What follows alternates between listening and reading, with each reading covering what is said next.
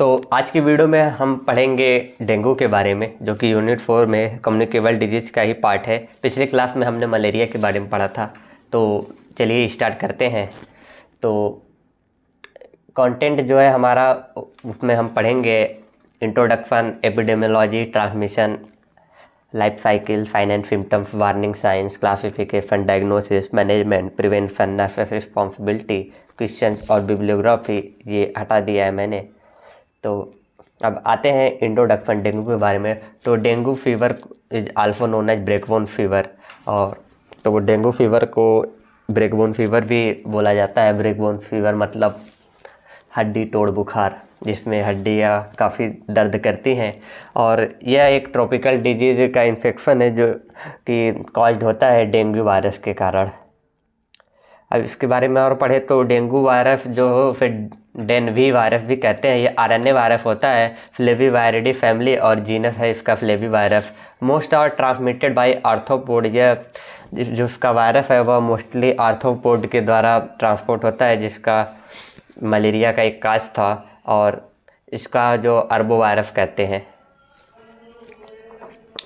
इसके आगे है देयर आर 4 टाइप, जो कि डेनवी वायरस वो 4 टाइप्स का होता है, जो कि सीरोटाइप्स होते हैं इसके, जैसे डेनवी 1, डेनवी 2, डेनवी 3 एंड डेनवी 4। और all 4 serotypes can cause full spectrum of disease. Infection with one serotype is believed to produce lifelong immunity to that serotype, but only short-term protection against the other. और symptomatic dengue begins with abruptly after an incubation period of 5 to 7 days. तो जो कि symptoms होता है dengue के, वह incubation periods के बाद होता है, अगर ये वायरस आपको अंदर चला गया है तो। और यह 3 फेज में होता है इसका क्लिनिकल कोर्स, जिसे फेब्राइल, क्रिटिकल एंड कॉन्वालेसेंट बोलते हैं। Dengue causes flu like symptoms and last for 2 to 7 days। तो ये डेंगू है वह एकदम फ्लू लाइक सिम्टम्स के टाइप का होता है, जो कि 2 to 7 days कॉज कर देता है। अब इसके एपिडेमियोलॉजी के बारे में बात करें तो मोर्टेलिटी रेट इसका 1 से 5% है विदाउट ट्रीटमेंट, और less than 1% with adequate treatment. तो severe disease carries a mortality of 26%। तो dengue is endemic is more than 110 countries. तो यहाँ पर एक टर्म है एंडेमिक, जिसका मतलब होता है कि किसी भी डिजीज़ का किसी पर्टिकुलर रीजन या कंट्री में फैलना। तो it infects 50 to 100 million people worldwide a year, leading to 500,000 hospitalization and approximately 12,500 to 25,000 death। तो यह जो डेंगू है वह 50 से 100 मिलियन पीपल को वर्ल्ड वाइड इफ़ेक्ट कर चुका है, और अप्रॉक्सीमेटली 12,500 से 25,000 पीपल डेड कर गए हैं डेंगू के कारण। आगे बढ़ते हैं तो dengue has become a global problem since the second world war and is endemic in more than 110 countries. Apart from eliminating the mosquitoes, work is ongoing on a vaccine as well as medication targeted directly at virus. Therefore, travelers returning from endemic areas are unlikely to have dengue if fever or other symptoms start more than 14 days after arriving home। तो dengue का जो है global problem है वह second world war के time से start हुआ है, और बेसिकली उसके बाद जो ट्रैवलर्स होते हैं, अगर वह डेंगू से अफेक्टेड एरिया में आते हैं तो उन्हें डेंगू के सिम्टम्स 14 दिन के अंदर आने लगते हैं। जैसे वो अपने घर आते हैं तो इस कारण वह फैलने लगता है। अब ट्रांसमिशन कैसे होता है, तो जो कि डेंगू का ट्रांसमिशन होता है वह एक किसी फेवरल स्पीसीज द्वारा होता है, मॉस्किटो को। तो with in the genus Aedes principally A aegypti इसे बोलते हैं। Dengue virus is primarily transmitted by Aedes mosquito, particularly A aegypti. तो डेंगू जो वायरस होता है वह एक एडिस मॉस्किटो से ट्रांसमिट होता है, जिसका पर्टिकुलर नाम हम बोलते हैं एडिस एजिप्टी। तो this mosquito usually live between the latitude of 35 degree north and 35 degree south below an elevation of 1000 metre. They bite primarily during the day. तो ये मॉस्किटो इतने लैटिट्यूड पर होती है, ये मैंने आपको बताया। और ये डेंगू का जो मच्छर होता है वह दिन में मोस्टली काटता है। तो other Aedes species that transmitted the disease include A albopictus, A polynesiensis and A scutellaris. Humans are the primary host of the virus, but it also circulates in non-human primates।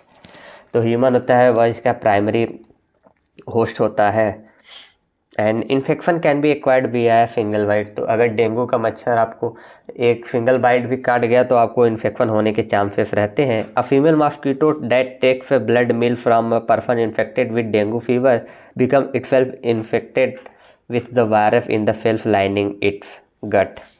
तो अगर कोई female mosquito किसी dengue के person को bite करती है तो उसमें खुद इन्फेक्शन होने के चांसेस रहते हैं। About 8 to 10 days later the virus spread to the tissue including the mosquitoes salivary gland and it subsequently release into its saliva. तो किसी भी डेंगू इन्फेक्टेड पर्सन को काटने के 8 से 10 दिन के बाद वह जो डेंगू वायरस होता है वह मॉस्किटो के सलाइवरी ग्लैंड में खुद स्प्रेड होने लगता है, जिसके कारण वह कई लोगों को और काटता है तो उनमें भी डेंगू होने के चांसेस ज़्यादा रहते हैं। अब साइन एंड सिम्टम्स की बात करें तो एसिम्प्टोमेटिक और mild symptoms such as uncomplicated fever 80% है, मोर फीवियर इलनेस 5% है। In a small proportion it is life threatening. The incubation period ranges from 3 to 14 days but most often it is 4 to 7 days। तो इसके जो incubation period रहते हैं वह 3 to 14 days के range में होते हैं, लेकिन मोस्टली ये 4 to 7 days में आने लगते हैं। The characteristic symptom of dengue are, तो कुछ डेंगू के कैरेक्टरिस्टिक सिम्टम्स हैं जैसे sudden onset fever, headache, muscle and joint pain, rashes on skin. The alternative name for breakbone fever comes from associated muscle and joint pain. तो starting मैंने आपको बताया कि डेंगू को ब्रेकबोन फीवर कहते हैं, ऐसा क्यों? क्योंकि यह मसल और जॉइंट पेन कॉज करता है। अब कुछ इसके symptoms include fever, headache, muscle and joint pains के अलावा स्किन रैशेस हैं। In small proportion of case the disease develop into the life threatening dengue haemorrhagic fever. और डेंगू हेमरेजिक फीवर है आपके लिए एक लाइफ थ्रेटनिंग भी होता है।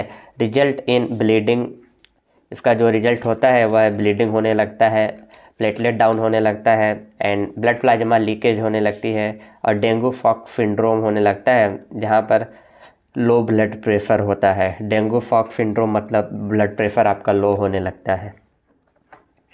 इसके कुछ वार्निंग साइंस हैं: abdominal pain, ongoing vomiting, liver enlargement, mucosal bleeding, high haematocrit with low platelets and lethargy. इसके अलावा कुछ और है जो है द कोर्स ऑफ इन्फेक्शन। इस इन्फेक्शन का जो कोर्स होता है उसको हम 3 फेजेस में बांटते हैं: febrile phase, critical phase and recovery phase. तो एक एक करके पढ़ेंगे। तो फेब्राइल फेज होता है कि हाई फीवर जो कि आपको 40 degree Celsius and 104 degree Fahrenheit से ऊपर होता है, तो इसको हम फेब्राइल फेज में कहते हैं। जनरलाइज इसमें पेन होता है और 2 to 7 days से हेडेक होता है। इसके कुछ और सिम्टम्स हैं जैसा कि फेब्राइल फेज के ये स्किन पर आपके रैशेस होने लगते हैं और कुछ इसमें मीजल्स कॉज करने लगता है, मीजल्स में भी रैशेस होने लगते हैं। यह 4 to 7 days के अंदर होता है। और इसके बाद आपकी स्किन पे रेड टाइप की स्पॉट्स होने लगती है जिसे हम पेटैकिया वही बोलते हैं। अब आते हैं क्रिटिकल फेज पे। तो क्रिटिकल फेज में आपको बताया एक critical phase which follow the resolution of the high fever and typically last 1 to 2 days। Critical phase में हुकूमत आपको 1 से 2 दिन के अंदर काफ़ी हाई फीवर डायरेक्ट आने लगता है। During this phase there may be significant fluid accumulation in the chest and abdominal cavity due to increased capillary permeability and leakage. This leads to depletion of the fluid from the circulation and decreased blood supply to vital organ। तो इसमें जो होता है critical phase में कि 1 से 2 दिन के अंदर आपको काफ़ी ज़्यादा बुखार आने लगता है और जो कि ब्लड सप्लाई होती है वो हमारे वाइटल ऑर्गन्स को नहीं हो पाती है। ऑर्गन डिसफंक्शन हो जाते हैं जैसे ब्लीडिंग होने लगता है एंड कुछ गैस्ट्रोइंटेस्टाइनल ट्रैक्ट होता है। फॉक and haemorrhage occurs in less than 5% of all case of dengue. तो 5% केसेस में फॉक और हेमरेज हो जाता है जिसको डेंगू होता है। However those who have previously been infected with other serotype of dengue virus are at an increased risk. तो जिनको पहले कभी डेंगू हुआ है या फिर किसी और सीरोटाइप के डेंगू वायरस से अगर वो इन्फेक्टेड है तो उनको सबसे ज़्यादा चांसेस रहते हैं इससे इन्फेक्ट होने के। अब आ जाता है अपना रिकवरी फेज के बारे में। तो रिकवरी फेज में आता है resorption of the leaked fluid into the blood stream, This usually lasts 2 or 3 days. Severe itching and slow heart rate. During this stage, a fluid overload state may occur. If it affects brain, it may cause reduced level of consciousness or seizures. तो recovery phase में आपको severe itching होती है और slow heart rate होता है, और ये फेज में आपको कॉन्शियसनेस और सीजर के चांसेस रहते हैं। अब आते हैं क्लासिफिकेशंस के बारे में। तो WHO ने 2009 में क्लासिफाइड किया है डेंगू को इनटू 2 ग्रुप्स में, uncomplicated and severe. Dengue haemorrhagic fever was subdivided further into grades 1 to 4। तो डेंगू फीवर को सब डिवाइड किया गया 4 ग्रेड में। ग्रेड 1 जो है is the presence only of easy bruising और a positive tourniquet test in someone with fever. Grade 2 में आता है presence of spontaneous bleeding into the skin and elsewhere.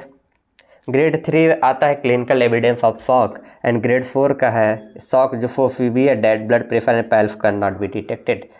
Grade 3 और 4 को हम डेंगू फॉक सिंड्रोम भी कहते हैं। डेंगू फॉक सिंड्रोम मतलब ग्रेड 3 में क्लिनिकल एविडेंस ऑफ फॉक मतलब फॉक के कुछ लक्षण दिखाई देते हैं, और ग्रेड 4 में फॉक होता है जिसके कारण हमारी पल्स और ब्लड प्रेशर डिटेक्ट नहीं होती, तो इसको हम डेंगू फॉक सिंड्रोम कहते हैं। अब आते हैं इसकी डायग्नोसिस कैसे की जाए। तो the diagnosis of dengue is typically made clinically on the basis of physical examination करेंगे, और this apply in endemic area. However early disease can be difficult to differentiate from viral infection. तो जिस area में हुआ है उसमें कुछ dengue fever rapid test वगैरह कराएंगे, और इसके अलावा कुछ important investigation low white blood cell count followed by low platelet level check कराएंगे, हाइपो एल्बुमिनिया, प्लूरल इफ्यूजन। इसी के साथ probable diagnosis based on the कुछ सिम्टम्स के आधार पे डायग्नोसिस होती है, जैसे nausea, vomiting, rashes, pain and positive tourniquet test. Warning sign typically occur before the onset of severe dengue. The tourniquet test which is particularly useful in fitting where no laboratory investigation are readily available. तो जहाँ पर laboratory investigation available नहीं होगी वहाँ पर हम tourniquet test करेंगे। अब आता है इसका मैनेजमेंट। तो इसका जो मैनेजमेंट है वह 3 मैनेजमेंट है, जैसे oral rehydration therapy, intravenous fluid and blood transfusion. तो प्रिवेंशन की बात करें तो देयर आर नो अप्रूव्ड, इसके लिए डेंगू वायरस के लिए कोई अप्रूव्ड वैक्सीन नहीं है। प्रिवेंशन ही इसका ये है कि हम इसको मैनेज करेंगे, जैसे ओरल रिहाइड्रेशन थेरेपी देंगे, आईवी फ्लूइड देंगे और ब्लड ट्रांसफ्यूजन वगैरह से। The primary method of controlling A aegypti is by eliminating it's habitat. तो इसका सीधा प्राइमरी मेथड है कंट्रोल की, जिसके कारण डेंगू वायरस होता है ए इजिप्टी, एडिस इजिप्टी जिसे बोलते हैं, उसके हैबिटाट को एलिमिनेट करना। और यह तब होगा जब हमें मच्छर इसका जो है वह ब्रीडिंग नहीं होने देंगे। तो जैसे जहाँ पर इसके ज़्यादा ब्रीडिंग होने के चांसेस है मच्छर, तो वहाँ इंसेक्टिसाइड और बायोलॉजिकल कंट्रोल एजेंट्स द्वारा छिड़काव करके। Reducing open collection of water through environmental modification, जहाँ पानी इकट्ठा वहाँ पानी इकट्ठा नहीं होने देना है। एंड लोगों को पूरा कपड़ा ढक के पहनना है ताकि वह फुल कपड़ा पहने और जिससे इसके बच सके। और सोते समय मॉस्किटो नेट लगा सकते हैं। उसके बाद मार्केट में कई सारे इन्फेक्ट रेपेलेंट भी आते हैं। And most important point in dengue is nurses responsibility. तो यहाँ पर आपको monitor intravenous hydration is usually only needed for 1 or 2 days। Intravenous hydration का मॉनिटर करना है और फ्लूइड एडमिनिस्टर करना है 0.5 to 1 ml per kilogram and per hour. Invasive medical procedure होता है, इसमें कोई nasogastric intubation, intramuscular injection and arterial puncture. Then ये कुछ दवाइयाँ हैं, पैरासीटामोल। इसके बाद blood transfusion is initiated early in patient presenting with, जिसके पेशेंट के वाइटल साइन अनस्टेबल है, ब्लड का लॉस ज़्यादा हो चुका है तो उन्हें ब्लड ट्रांसफ्यूजन की ज़रूरत होगी। And packed red blood cell और whole blood are recommended, white platelet and fresh frozen plasma are usually not. तो packed RCB and whole blood are recommend किया जाता है, वाइट प्लेटलेट एंड जो फ्रोज हो गए रहते हैं उनका यूज नहीं करना होता है। The prevention of dengue requires control और eradication of the mosquito carries the virus that caused dengue। Educate the people to wear long sleeved shirts long pants, socks and shoes when outdoors. Then Aedes mosquito usually bite during the day, therefore special precaution should be taken during early morning before daybreak and in the late afternoon before dusk. तो Aedes mosquito जो होता है dengue cause करता है, यह basically day में bite करता है। देन ये फिर से वही पॉइंट बताया गया है आपको कि हम इससे कैसे बच सकते हैं, जिसमें आपको वाटर को एक अपने होम और वर्क प्लेस पर इकट्ठा नहीं होने दे रहा जहाँ पर मॉस्किटो की ब्रीडिंग हो। देन मॉस्किटो नेट्स यूज करना है एंड पूरे बॉडी को अच्छे से कवर अप करना है एंड उनकी एलिमिनेटिंग करना है, मतलब ब्रीडिंग को एलिमिनेट करना है। तो वही है कि पानी इकट्ठा ना हो पाए, ओल्ड टायर्स वगैरह, बाल्टी वगैरह। Then conduct dengue awareness programme in your apartment complex and neighbourhood. तो ये सब नर्सेस रिस्पॉन्सिबिलिटी में आता है कि आप अपने अपार्टमेंट और आस पड़ोस में अवेयरनेस प्रोग्राम कंडक्ट कर सकते हैं एंड लोगों को बेसिकली सिम्टम्स के बारे में बताना है डेंगू के लिए, रेगुलर चेकअप एंड वह कैसे अपने आप को बचा सकते हैं। तो आई होप आपको अच्छा समझ में आया होगा। तो थैंक यू सो मच, मिलते हैं आपसे नेक्स्ट लेक्चर में। सी यू अगेन।